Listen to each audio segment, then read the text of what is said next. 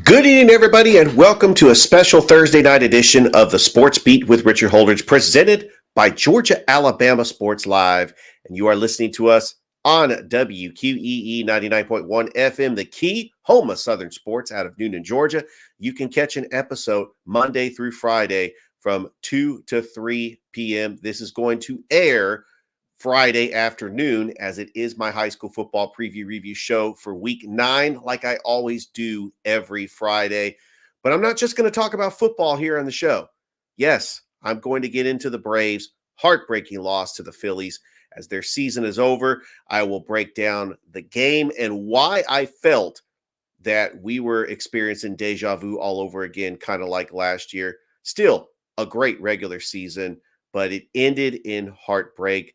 We had a Hail Mary in college football as the Houston Cougars, they win it in walk-off fashion. And the Kansas City Chiefs, yes, there were sights of Taylor Swift in the press box. They win really a boring game against the Denver Broncos. This really a lot of mistakes on both ends. 19-8 as the Chiefs just continue to win. Travis Kelce was playing hurt, but he had to play because Taylor Swift was there. All right. And then I'm going to get into where we're going to be for high school game day. Thrift Behringer and I will be on the campus of Glenwood for high school game day. We've got a doubleheader on Georgia Alabama Sports Live. As I get into my high school football preview review show, that will be later in the show. I'm going to recap some of the games that happened Thursday night in the Chattahoochee Valley. But let's talk some Braves baseball. Yes, it is very disappointing. Heartbreaking is definitely the word. The Atlanta Braves, they lose 3-1. This was a game they should have won because their best pitcher, Spencer Strider, was going up against Ranger Suarez, who he only pitched 5 innings, and it was like a bullpen session for the Philadelphia Phillies. The Phillies won this game because they were the better team. And I kind of feel that they were outmanaged. They were able to throw Craig Kimbrell in the 7th and 8th, and they made all the right moves. Trey Turner, a solo shot. Nick Castellanos, 2 home runs. All their runs came on solo shots. The Braves had their chances. Ronald Acuna Jr. had the bases loaded. He hit it in the gap.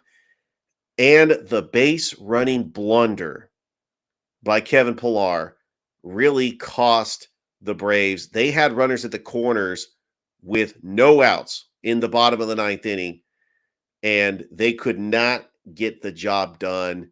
And, you leave it up to Vaughn Grissom, who was in the minor leagues for the majority of the season, and he couldn't get the job done, and the Braves season comes to an end.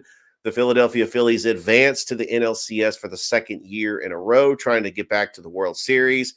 And can I just say this? I hate the Phillies. I absolutely hate the Phillies. It's the Dodgers and the Phillies are 1 and number 2. I don't even hate the Yankees anymore. Maybe they're number 3, but the Phillies, Bryce Harper, just a classless ball player, the throat slash, the stare down, and Trey Turner with 4 hits, and Nick Castellanos. Just don't pitch to these guys. Spencer Strider pitched a good game, but there's going to be some talks in the offseason on the Braves getting healthy, starting pitchers, because they're going to make a postseason run next year. They still have a team that's going to be together for a while. But this is a very disappointing season for the Braves to win 104 games and to be eliminated in the division series. Well, the Dodgers got eliminated for the 2nd straight year too. So the 2 top teams in the National League are not even going to be in the NLCS. It's going to be the Phillies and the Diamondbacks. Game 1 of the NLCS on Monday. The ALCS, we've got a Lone Star showdown between the Texas Rangers and the Houston Astros. And I know that WRBL news anchor Rex Castillo has got to be happy about that one. And I cannot believe the Houston Astros have made 7 straight ALCSs. That's Patriots-like in the NFL. I mean, seriously, just the accomplishment. I mean, they went from A.J. Hinch. He got fired the cheating scandal. They wanted to clean house. They wanted to get rid of everybody that was involved in the cheating scandal. In comes Dusty Baker. He wins a World Series, and he might win another World Series because the Astros are firing on all cylinders. And I hate to say this, it might be a rematch of last year's World Series. Has this ever happened? I got to go into the record books to see if we have had back-to-back World Series representatives. And I got to check in the history books on that one. I'll get on baseballreference.com and, I get distracted because when I go on baseballreference.com, I end up playing that addictive Immaculate Grid game. I'm telling you, I'm actually playing it for multiple sports too, baseball, football, basketball. But the Brave season does come to an end. Is there going to be changes in the offseason? Are they going to be able to afford some players? Dansby Swanson left. He went to the Cubs. Some of those core pieces are not there anymore. And I think that the Atlanta Braves just need to get healthy. Get Mike Soroka back. He is one of their aces. Kyle Wright. If they have a full arsenal of starting pitchers, I feel confident that the Braves can beat anybody in the postseason. This team is built to win a lot of great regular season games. Ronald Acuna Jr. is still going to win the MVP. Congratulations on a great regular season. It's disappointing that they lose in the division series once again to the Philadelphia Phillies. It's heartbreaking. It really is. The Thursday night game, I start getting interested in these Thursday night games. And the reason why I was interested is because of Taylor Swift. I wanted to see how many times they would show her up in the press box. First of all, she wasn't even at the Vikings game the week before. It made you wonder, what is going on? Is it the end for Taylor Swift and Travis Kelce? Well, not so fast. She was in the press box with Donna Kelce, Brittany Mahomes, and a bunch of other celebrities. The Kansas City Chiefs, they defeat the Denver Broncos 19-8, and they push their record to 5-1. They have won 5 straight games. The Broncos 1-5. They are going the opposite direction of the Chiefs in the AFC West. As Patrick Mahomes, he had a pretty decent game, 306 yards, a touchdown and an interception. Travis Kelce playing hurt. He's really the Chiefs' only target. If Travis Kelce got hurt, I just don't know what's going to happen, because you look at the Kansas City Chiefs, they lost that first game to the Lions because Travis Kelce wasn't even playing. Neither was Chris Jones. Chris Jones was a force on defense. It's the defense of the Chiefs that's really the story. And this dynasty, I'm sorry to say, I think that they're going to win another Super Bowl. I mean, they do have some tough opponents. I see the Bills beating them and the Cincinnati Bengals. If you have a quarterback that could go toe-to-toe with Patrick Mahomes, I like their chances. Even when the Chiefs play the Dolphins, I don't know if Tua Tagovailoa can match score for score with Patrick Mahomes. As a 49ers fan, I'm hoping that Brock Purdy can be that guy. He has better numbers than Patrick Mahomes right now. I think Brock Purdy can match Patrick Mahomes score for score. Remember, it was a year ago the Chiefs came into Levi Stadium and they blew the 49ers out, put up 44 points. That was Christian McCaffrey's first game. He didn't start, and the 49ers haven't lost a regular season game since. So we'll see how that goes. It was a good Thursday night game, just a little boring. And we did have some college football games on Thursday night. See, I love running down the scores on Thursday night. College football, Hail Mary. Yes, the Houston Cougars defeat the West Virginia Mountaineers on a Hail Mary. It was a fantastic finish. And then SMU defeats East Carolina 31-10. All right, we do have college football this weekend. It is week 7. Georgia's taking on Vanderbilt. I expect Georgia to get a big win up in Vandy. You have the Arkansas Razorbacks taking on the Alabama Crimson Tide. I think Alabama is going to roll in that game. I'm not a believer in Arkansas and KJ Jefferson. He can't do it by himself. Auburn taking on LSU in Death Valley. This is going to be a tough game for the Auburn Tigers. I expect Auburn to lose this game. You got some big top 25 matchups in college football. USC and Notre Dame. I'm not a believer in USC. I don't like their defense. I think the Sam Hartman is going to get Notre Dame the win in South Bend. You got Oregon and Washington. I'm calling the upset. I think that Washington's going to win this game. Miami. Oh, boy. Miami. You know, I had to post a meme on my Twitter page. A lot of people didn't get it. In the movie After Earth, Will Smith tells his son, Jaden Smith, at least 20 times in the movie to take a knee. And so I had a picture of Will Smith where he's restless in his voice and he says, take a knee. And then there's a picture of Mario Cristobal. He's not going to live that down. I think North Carolina gets the win over Miami. And I think that decision by Mario Cristobal not to take a knee could derail the Hurricane season. Looking at some of the other games, the CBS game, the 3:30 game, Texas A&M taking on Tennessee. If Tennessee is for real, if Joe Milton is a good quarterback, they win this game in Knoxville. Otherwise, Texas A&M is going to go, well, we got better players than the Volunteers. Max Johnson, a very proficient quarterback, and Texas A&M ends up getting the win. I mean, this is not the 2016 Tennessee Volunteers where Butch Jones, he had an undefeated season and Texas A&M ruined their chances, and then that was the end of Butch Jones, and now he's coaching at Arkansas State. All right, Missouri and Kentucky, both 5-1. Both had disappointing losses. They're trying to bounce back. The winner of this game will be bowl eligible. And Florida at South Carolina. This is one of those games where if Florida is for real, if Billy Napier is the coach that Florida thinks he is, Florida wins this game. I know that Columbia can be a hostile environment. Williams-Brice Stadium is always tough to play in, even if it is an afternoon game. But I think Florida ends up getting the win there. Here's some of the local teams in and around the Chattahoochee Valley, the Georgia area. We got LaGrange College.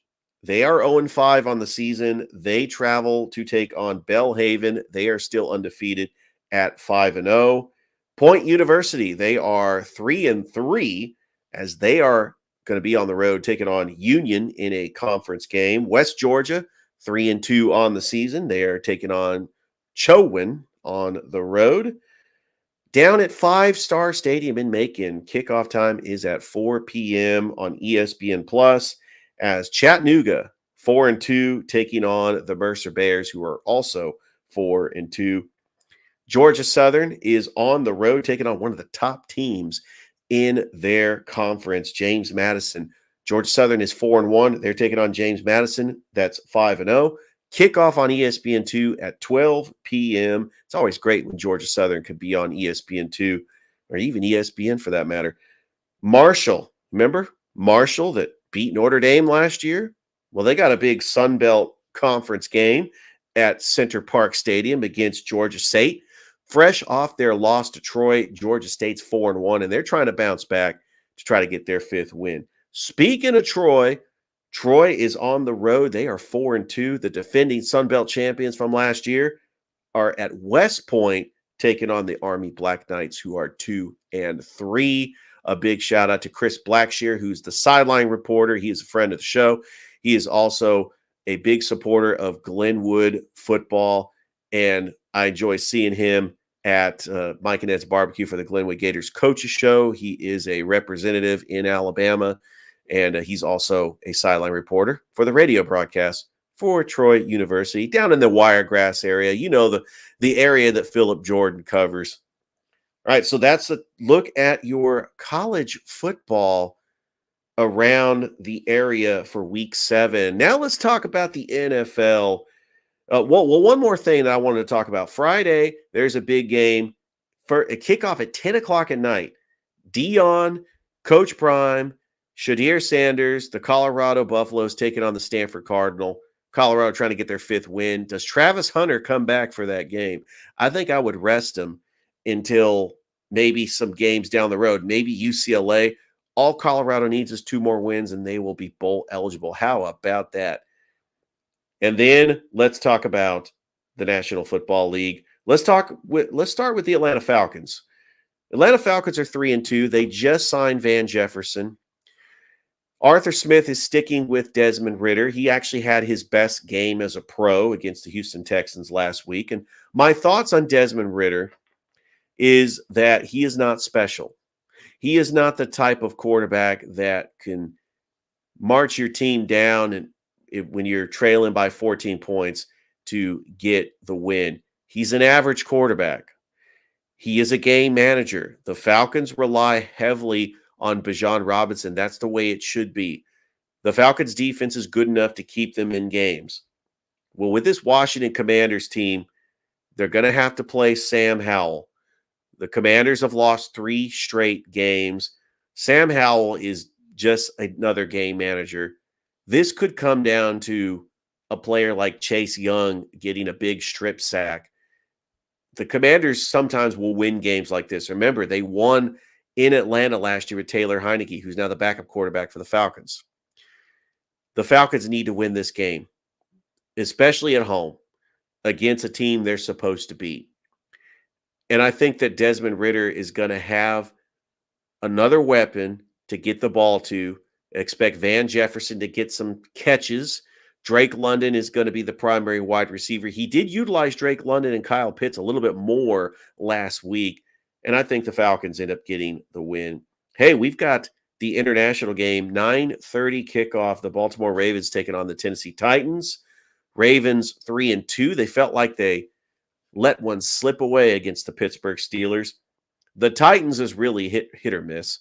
I mean, they'll blow out the Bengals, but they'll get blown out by the Cleveland Browns, and they'll barely lose to the Saints. The Tennessee Titans, they're too Derrick Henry reliable, and he's getting up there in age. And I'm not sure if Ryan Tannehill is the answer at quarterback. If the Titans get blown out by the Ravens here, I think it's time to make that change and go to Will Levis or Malik Henry. Or Malik Willis, not Malik Henry. Malik Henry actually played for the Jacksonville Sharks. All right, we got the Seattle Seahawks taking on the Cincinnati Bengals. The Bengals are starting to hit their stride, but the Seahawks are very talented, a young team that I think they could be one of the top teams in the NFC. I think the Seahawks get the upset win in Cincinnati. Colts taking on the Jaguars. Both teams are 3-2. The Colts are going to be without Anthony Richardson. I think the Jaguars get the home win. They are favored by 4. You got the Carolina Panthers taking on the Miami Dolphins. Now, here's a storyline that I later read, and I thought, oh, that's kind of cool. It's Bryce Young going up against Tua Tagovailoa. I think that is pretty cool that you got 2 Alabama quarterbacks. Bryce Young went to Alabama because of Tua, but the Panthers are rebuilding. They're 0-5. This is just a tough game for them. I think the Dolphins roll in this game. The Vikings taking on the Bears. Both are 1-4. Something has got to give. I think that Matt Eberflus is on the hot seat for Chicago. They did put up 40 against the Commanders. The Vikings are not supposed to be a 1-4 team. This team won 11 games last year in the regular season. Yes, they did have a lot of one-possession games, but the Minnesota Vikings, things are going to get tougher for the Vikings because they do play the 49ers on Monday Night Football the next week. I think the Minnesota Vikings win. I know that Justin Jefferson's not going to play in this game, but the Vikings have really good players, and they should end up getting this win. The 49ers and the Browns just found out today that the Browns are going to be without Deshaun Watson. So, with that being said, I think the 49ers end up rolling the Cleveland Browns. Look, the Cleveland Browns, they have Myles Garrett. I'm really interested to see that matchup, Myles Garrett going up against Trent Williams. The Browns do have some good players, but when they lost Nick Chubb to the injury for the season, and now they're not going to have Deshaun Watson, I know they're at home, but the 49ers just have more talent, and I think that the 49ers are just trying to prove that they are the best team in the NFL. Saints and Texans.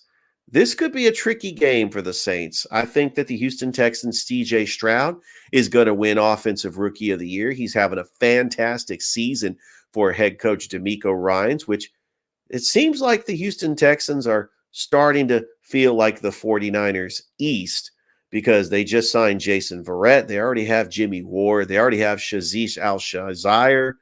I hope I pronounced that name right. And then D'Amico Ryans is really a disciple of Kyle Shanahan, and he could win Coach of the Year. I mean, he's a great coach.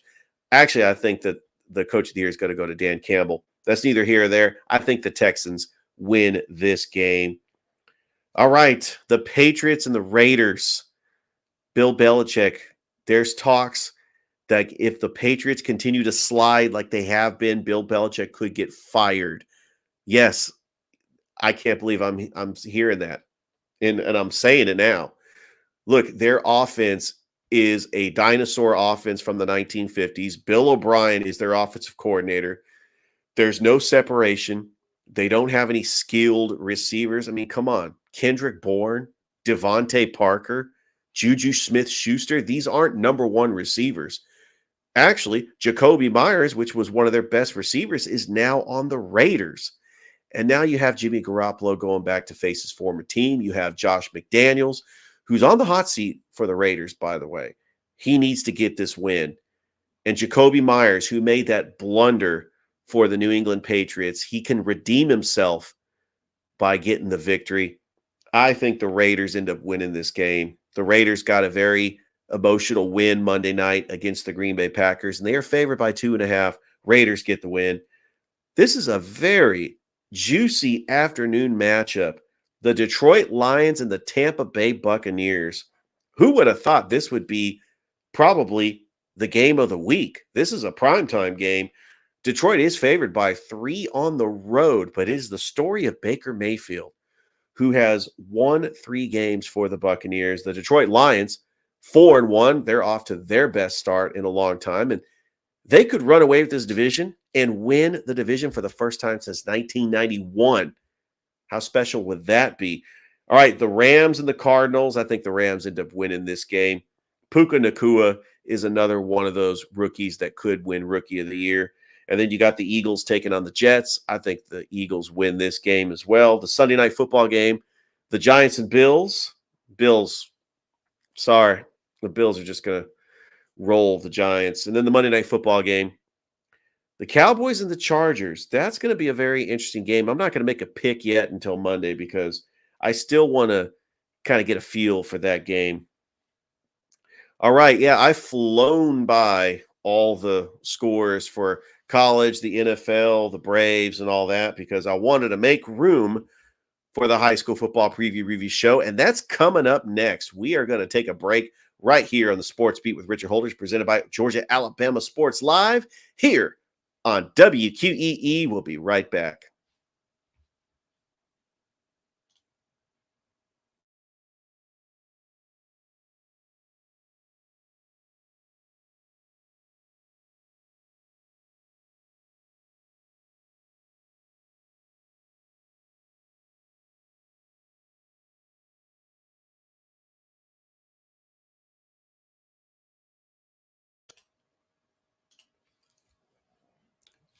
Welcome back to the Sports Beat with Richard Holdridge, presented by Georgia Alabama Sports Live.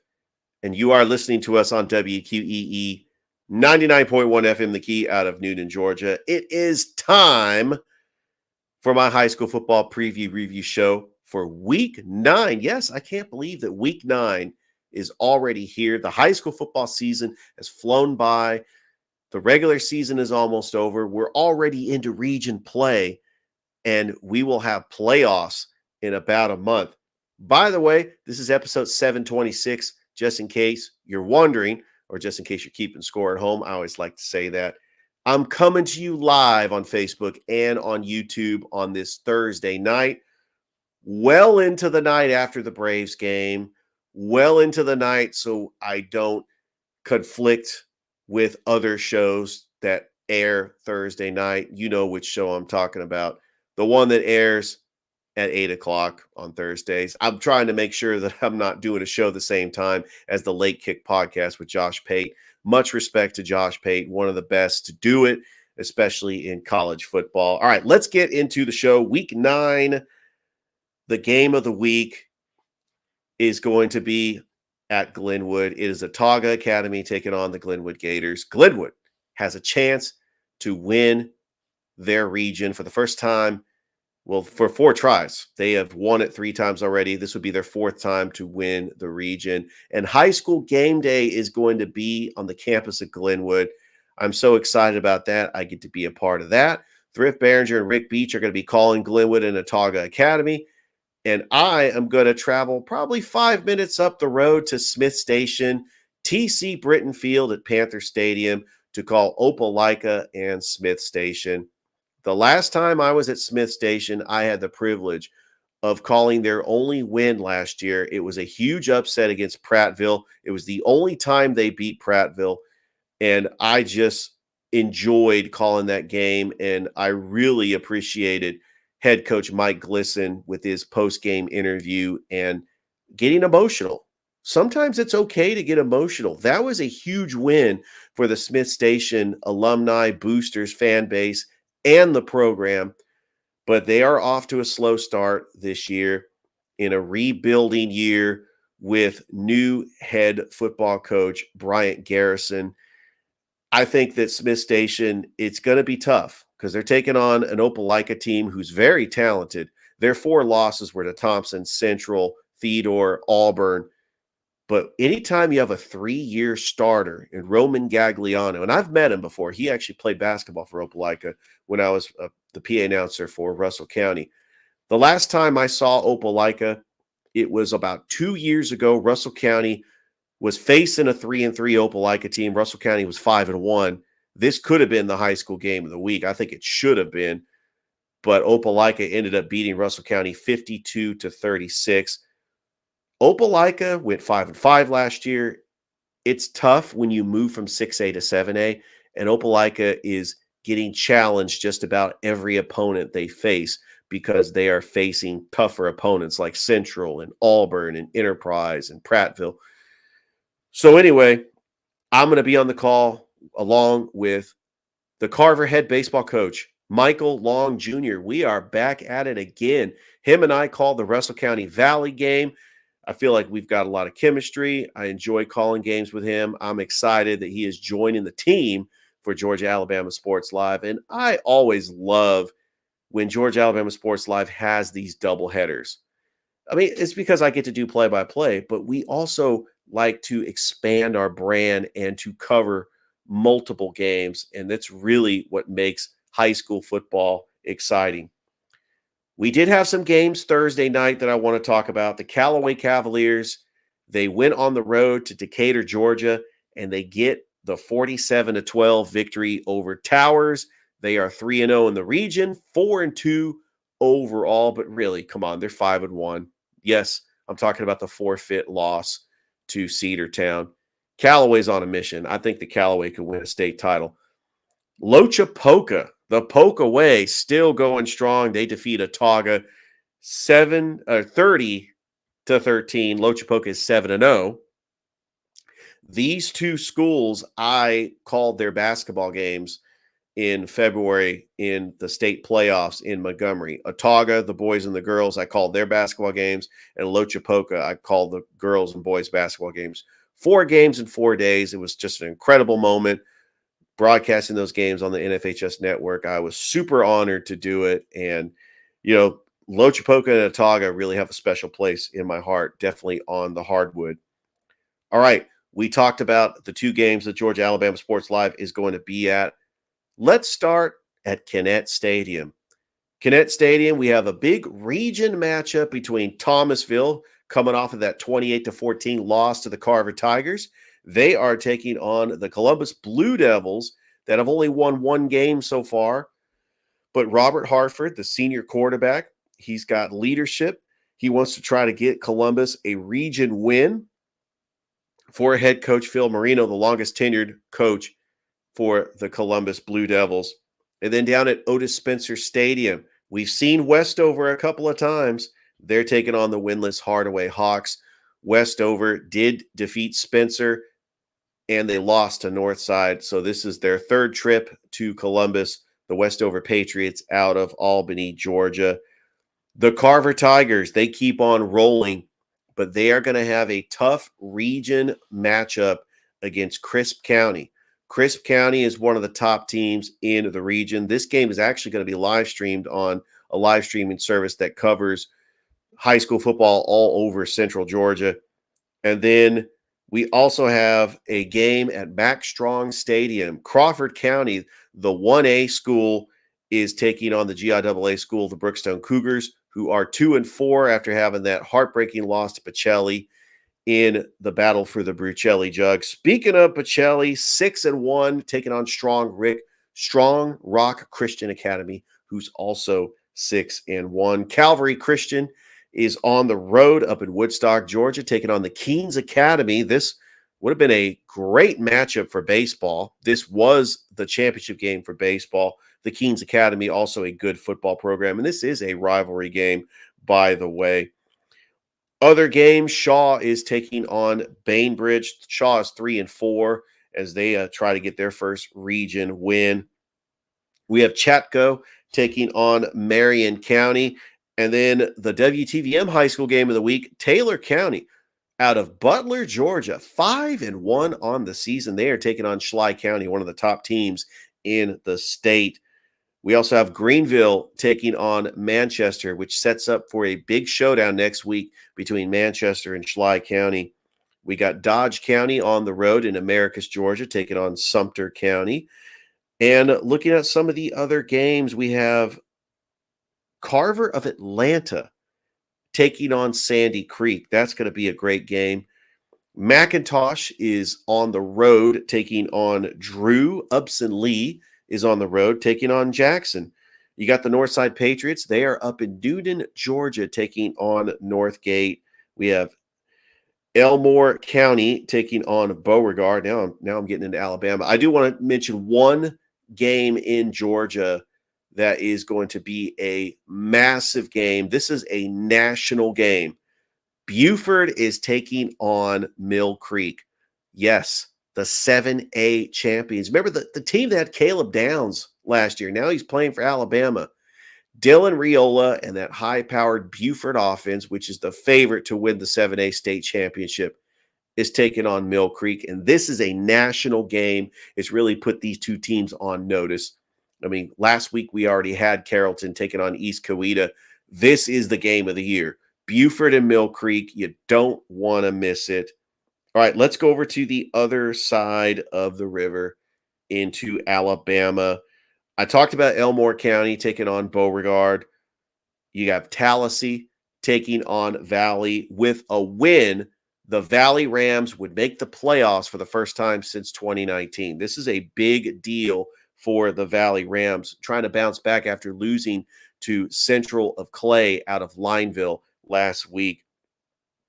The Lynette Panthers in a rivalry game that could be played for the final time in the school's history. Lynette taking on Lafayette. Lafayette might close their doors and merge with Valley.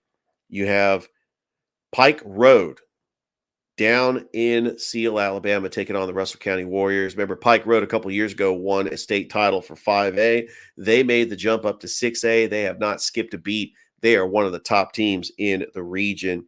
You have Eufaula taking on the state runners-up in 5A last year, Charles Henderson, in Troy, Alabama. Some of the other local games, Beulah taking on Childersburg. Barber County is taking on Highland Home. You have Central of Haynesville taking on Notasulga. And you have Macon East taking on Chambers Academy. Chambers Academy is rolling. They have won 6 straight after losing 14-7 in week 1. Lee Scott Academy, they are taking on Valiant Cross. And we do have one Saturday game to talk about. The Central Red Devils, they go to the Cramden Bowl in Montgomery, Alabama. Remember, they have to play Saturday games because you have like 6 high schools in Montgomery that all share the same stadium. Central is taking on Percy Julian on Saturday morning, and I expect Central to roll in that game. That is a look at week 9 in high school football. I am super excited. I'm ecstatic, really, to be calling high school football in Georgia, Alabama Sports Live. Don't forget that Thrip Behringer and I will have our Georgia Alabama Sports Live show live at Happy Hour Bar Grill this Tuesday night at 7 p.m. You don't want to miss it. It's always a fun event.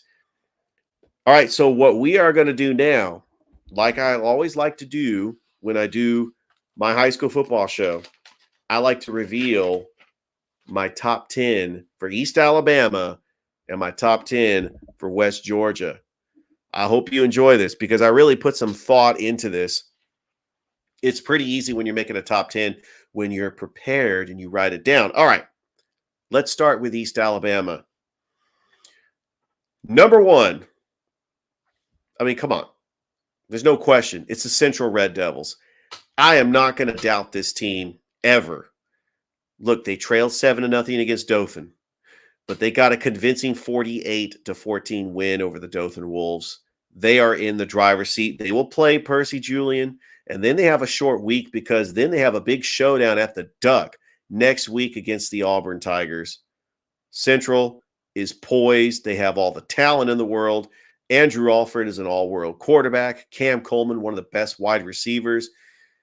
Yes, Central is for real, and they are my number one team. Number two, Glenwood. Glenwood is 7-0. They get ready to take on Autauga Academy.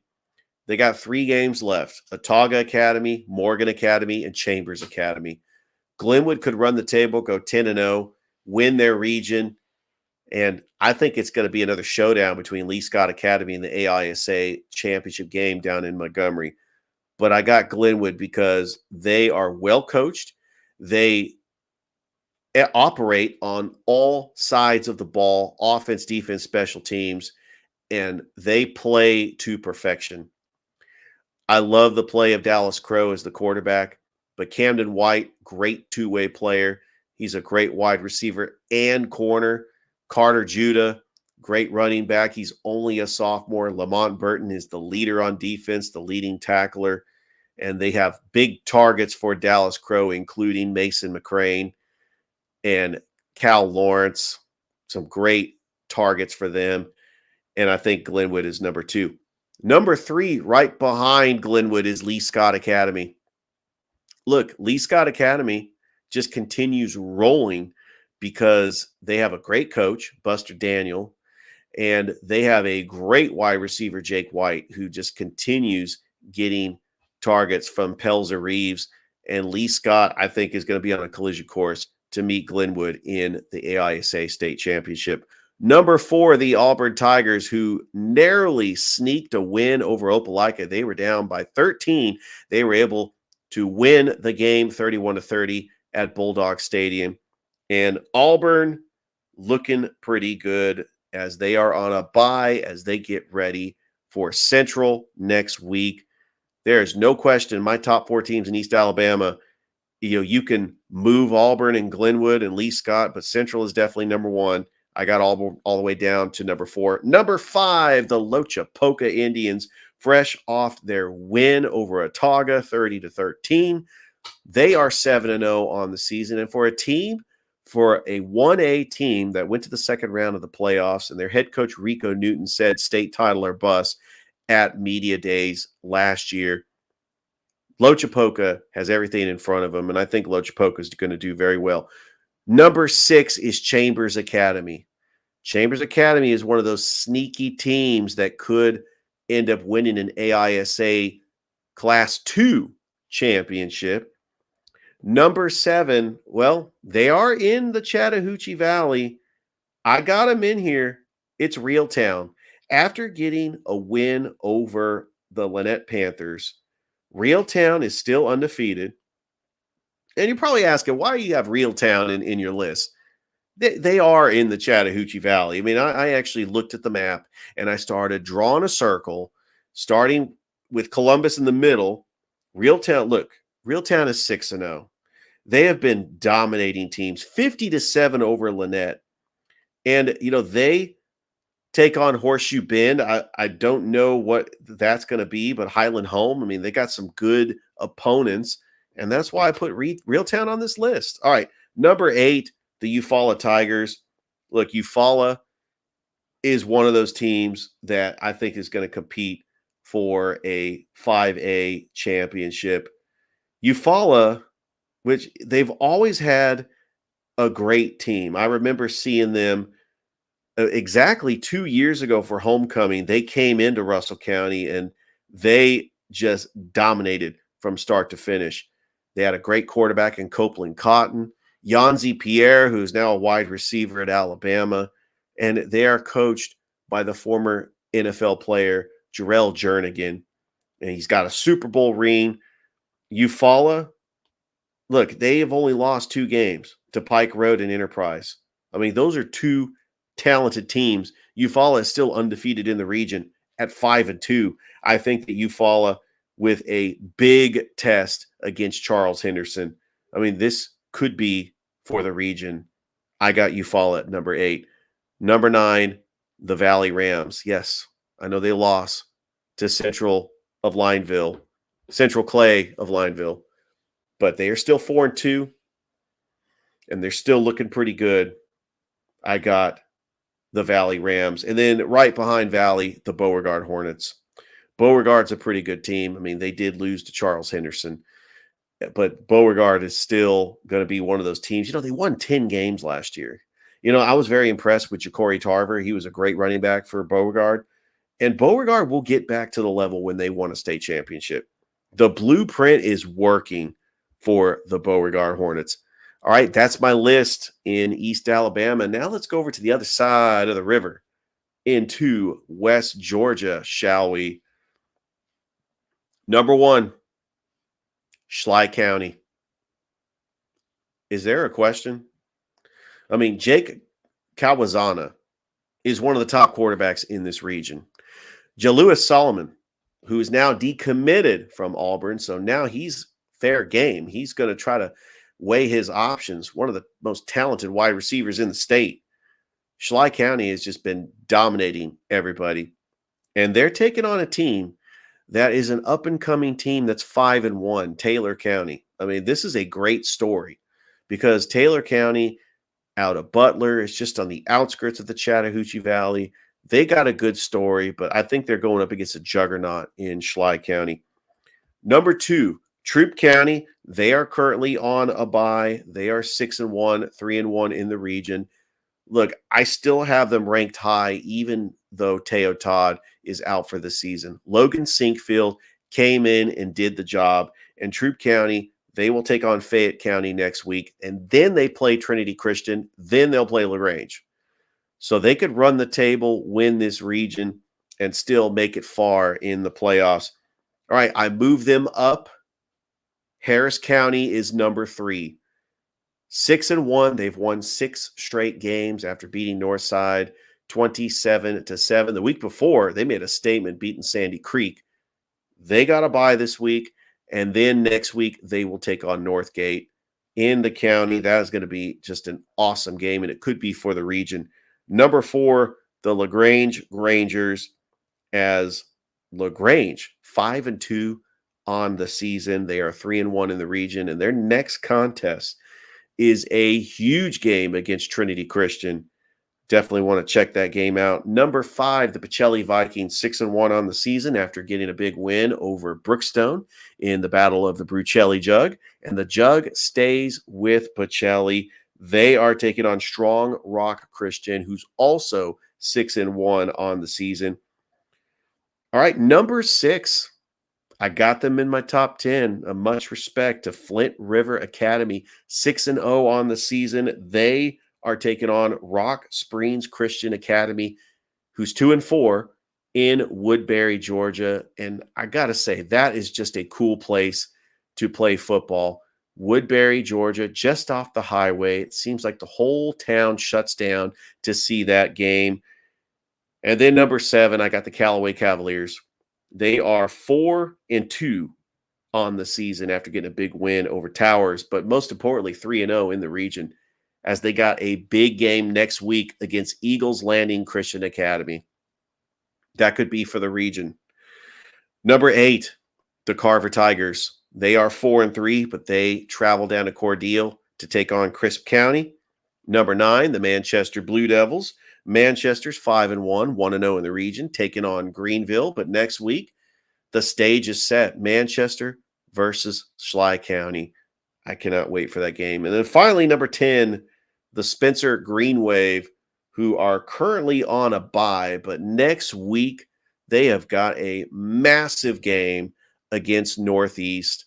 That is going to be so huge for the region. I think that Spencer is got everything in front of them. They could win their second straight region title. How great would that be for the Spencer Green Wave and Coach Joe Kegler and just that whole fan base and alumni to win a big game like that? But they do have 2 tough road games to include Ace Charter. They do play Central and Macon, but they also play Northeast next week. Well, that's it. That's my top 10 for East Alabama and my top 10 for West Georgia. As I've got, yeah, I agree. The Nostalgic Pod Blast says, what a bummer about the Bravos. Had a bad feeling about the Phillies before game 1 was played. Look, the Nostalgic Pod Blast, thank you for commenting. And anybody who's watching this, leave a comment. I'll read your comments live on the show. Look, I said before the series even started, if the Braves were going to play the Phillies again, because of the emotion, the intensity of how it ended last year, the Braves have to win their games in Atlanta because you don't want to go up to Philly with that crowd. Every time Bryce Harper or Trey Turner or Nick Castellanos hit a home run, that place erupted and they went nuts. Tonight, it was no different. The Phillies got 3 solo shots, and it was really all the electric spark that they were able to have. Look, the Braves don't have those magical hitters like they used to. They won the World Series in 2021 because of hitters like Jock Peterson, like Jorge Soler, like Eddie Rosario, who's now a shell of himself. I mean, even when Eddie Rosario came up to bat, I just didn't have any confidence that he was going to get a clutch base hit. So it was a fantastic season. Thank you for the comments. And don't forget to continue to support this show, as I am on WQEE Monday through Friday from 2 to 3 p.m.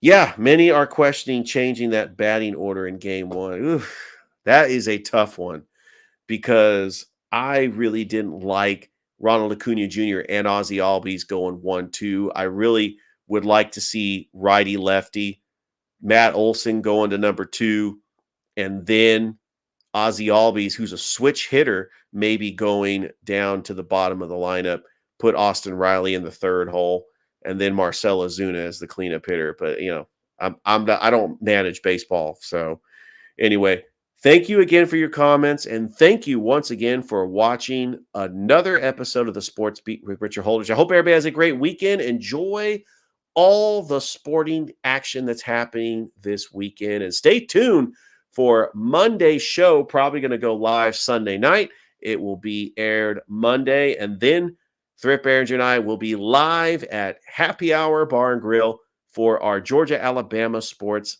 live show. It should be a lot of fun, and I hope everybody has a great rest of your night. Have a great weekend, everybody.